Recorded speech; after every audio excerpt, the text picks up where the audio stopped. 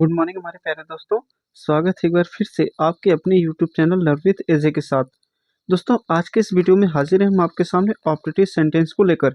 आज के इस वीडियो में हम देखेंगे दोस्तों किस तरह से आप ऑप्टेटिव सेंटेंस को डायरेक्ट स्पीच से इनडायरेक्ट स्पीच में बदल सकते हैं, उसके नियम क्या होते हैं, उसके स्ट्रक्चर और बाकी चीज़ें क्या होती हैं, हम आज के इस वीडियो में डिस्कस करने वाले हैं। इसके वीडियो को शुरू करने से पहले हम ये देखेंगे कि ऑप्टेटिव सेंटेंस होता क्या है, आप उसे कैसे पहचानेंगे। ठीक है दोस्तों, तो ज़्यादा देर न करते शुरू करते हैं वीडियो को शुरू करने से पहले हम आपको ये बता दें कि जो भी दोस्त हमारे चैनल पे नया है, सबसे पहले हमारे चैनल को लाइक, ज़्यादा से ज़्यादा शेयर और चैनल को सब्सक्राइब जरूर कर देंगे। चैनल को सब्सक्राइब करने के साथ साथ बेल आइकन को जरूर दबा देंगे ताकि हमारी आने वाली वीडियो का नोटिफिकेशन आपको मिलता रहे।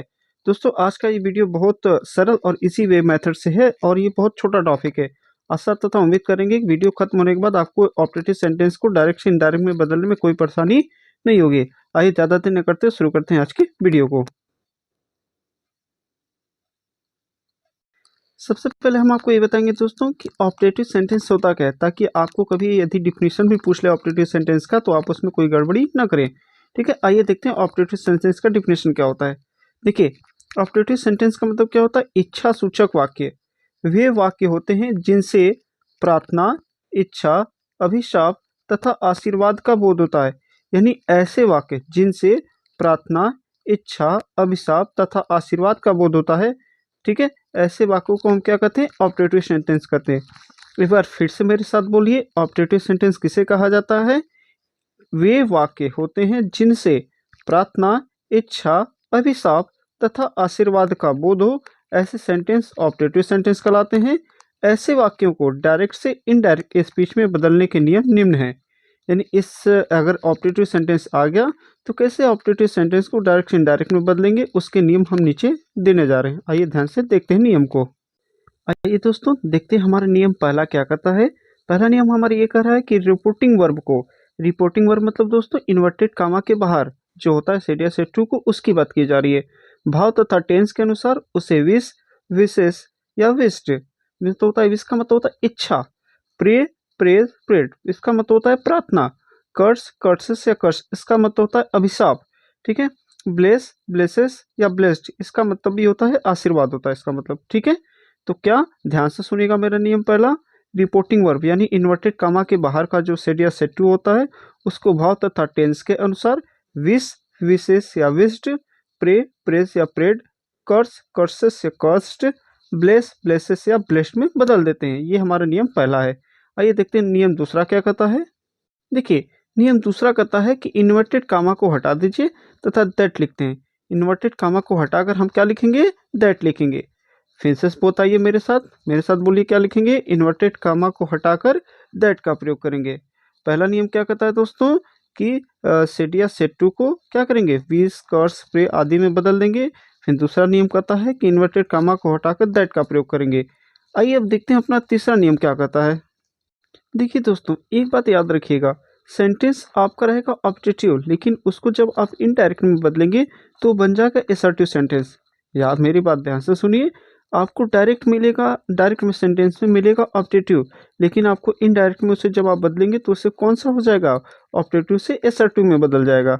आइए देखते हैं तीसरा नियम क्या कहता है। डायरेक्ट स्पीच में आए हुए ऑब्जेक्टिव सेंटेंस को क्या, डायरेक्ट स्पीच में आए हुए ऑब्जेक्टिव सेंटेंस को एसर्टिव सेंटेंस यानी क्या करें, सिंपल वाक्य में।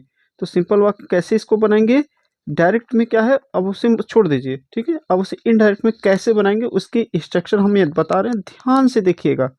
सबसे पहले आप सब्जेक्ट लिखेंगे, सब्जेक्ट के बाद माइट लगाएंगे। ठीक है, कोई भी सब्जेक्ट हो आप एकमात्र हेल्पिंग वर्ब माइट का प्रयोग करेंगे। वर्ब का फर्स्ट फॉर्म लगाएंगे, ऑब्जेक्ट लगाएंगे, अदर वर्ड लगाएंगे। ठीक, याद रखिएगा क्या, सेंटेंस आपको मिलेगा डायरेक्ट स्पीच यानी ऑब्जेक्टिव सेंटेंस में, और जब आप उसको इनडायरेक्ट में बदलेंगे तो उसको आप सिंपल में बदलेंगे। सिंपल में बदलने के लिए उस ऑब्जेक्टिव सेंटेंस में के अनुसार पहले सब्जेक्ट रखेंगे, फिर माइट रखेंगे, वर्ब का फर्स्ट फॉर्म रखेंगे, ऑब्जेक्ट रखेंगे, फिर अदर वर्ड में बदलकर लिखते हैं। ये हमारा तीसरा नियम है। आइए देखते हैं चौथा नियम क्या कर रहा है हमारा। अन्य परिवर्तन साधारण वाक्य की तरह होते हैं। अन्य परिवर्तन साधारण वाक्यों की तरह होते हैं, इसका क्या मतलब है कि जैसा टेंस में हम बदलाव कर रहे थे कि यदि प्रेजेंट इंडेफिनिट है तो जाएगा पास्ट इंडेफिनिट में, इसी तरह के बाकी टेंसों के बदलाव तथा सब्जेक्टिव ऑब्जेक्टिव केस के बदलाव वो पहले जैसे ही होंगे, उसमें कोई अन्य परिवर्तन हमें नहीं करना है। आइए हम आपको ले चलते हैं एग्जाम्पल की तरफ, जिससे आपको ये बेहतरीन और बेहतर तरीके से समझ में आ जाएगा। हम आशा तथा आपसे उम्मीद करते हैं कि आपको ये वीडियो अच्छे से समझ में आ रहा होगा। अगर समझ में आ रहा होगा तो इस वीडियो को ज़्यादा से ज़्यादा लाइक, तथा आपसे एक छोटा सा रिक्वेस्ट है, इस वीडियो को ज़्यादा से ज़्यादा शेयर जरूर करिएगा, ताकि और भी बच्चे इस वीडियो का लाभ पा सकें। देखिए क्या कहता है, शी सेड टू मी, उसने मुझसे कहा, मे यू लिव लॉन्ग, तुम्हारी उम्र दीर्घायु हो या तुम लंबा जियो। तब मुझे क्या कर रहा है, आशीर्वाद दे रहा है। तो सी का सी हो गया, ठीक है। अब ये इसके भाव के अनुसार ये सेड टू किस में बदल गया दोस्तों, ब्लेस्ड में बदल गया। मी का मी हो गया, जैसे ही हम डबल इन्वर्टेड कामा को हटाएंगे इसके जगह दैट लग जाएगा। ये मे ओ शब्द को जैसे ही आप इनडायरेक्ट में बदलते हैं, ये आपको क्या हो जाएगा, हट जाएगा। जैसा कि नियम हमारा करा था कि सेंटेंस रहेगा ऑब्जेक्टिव, लेकिन आपको बदलना है एसर्टिव। तो एसर्टिव सेंटेंस में जैसा आपको जानते हैं कि मे या माइट जैसा शब्द नहीं लगता।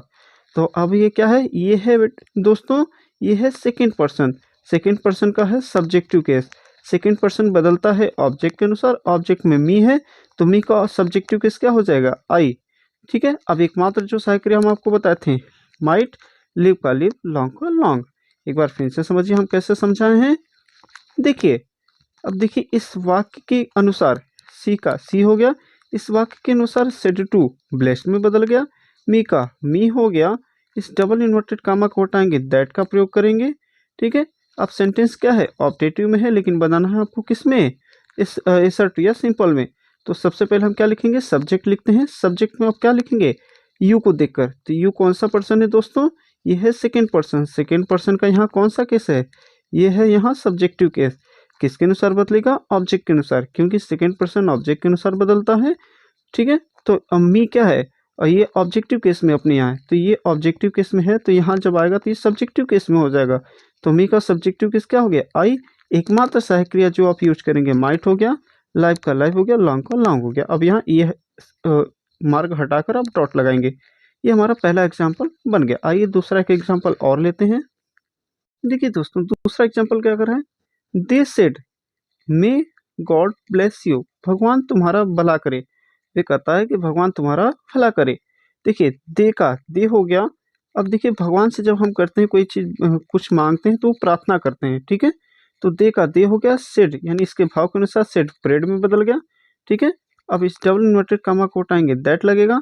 इस मे को हटा देंगे, क्यों, क्योंकि ये ऑब्जेक्टिव है, हमें बनाना है इसको क्या, असर्टिव बनाना है।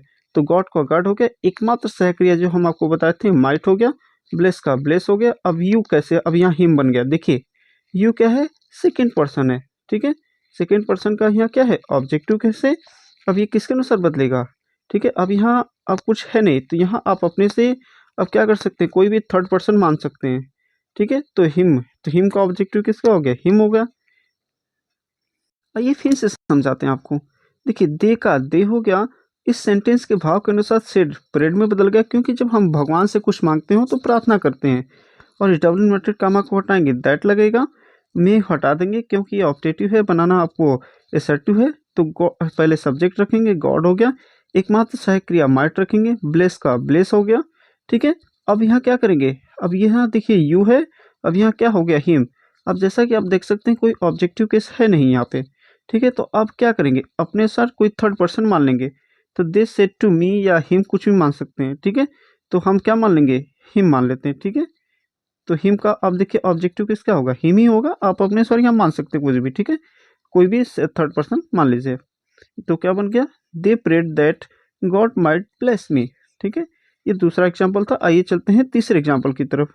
आइए देखते हैं दोस्तों, तीसरा एग्जाम्पल क्या होता है, father said to his son, पिताजी ने अपने बच्चे से कहा, may you pass in the examination, तुम क्या हो इस परीक्षा में पास हो जाओ या सफल हो जाओ। तो फादर का देखिए फादर हो जाएगा, ये भाव के अनुसार पिताजी की इच्छा है, तो सेड टू विश में बदल गया। हिज सन का हिज सन हो गया, इस डबल इन्वर्टेड कामा को हटाएंगे, दैट लगेगा। मे का प्रयोग हमें करना नहीं है।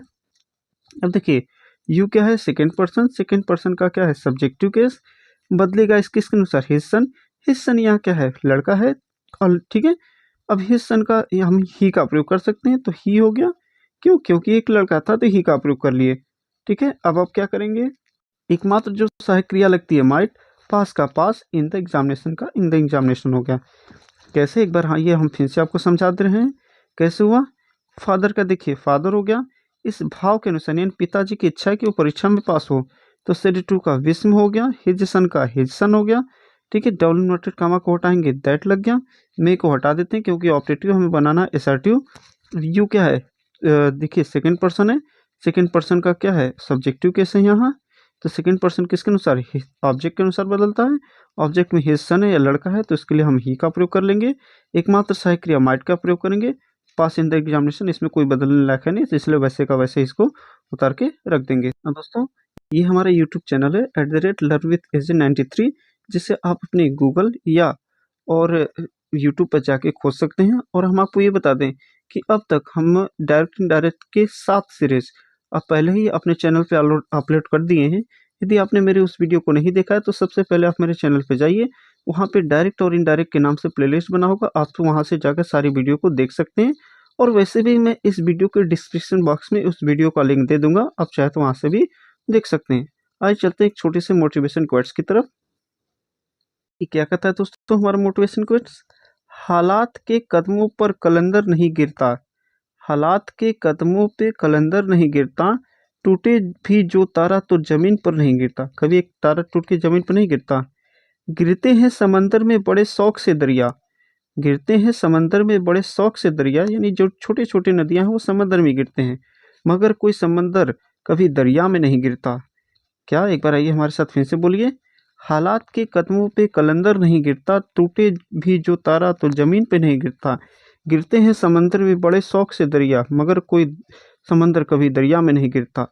तो कहने का मतलब हमारा दोस्तों, आपको जो भी आपके एम हो तो इस पर आप लग जाइए।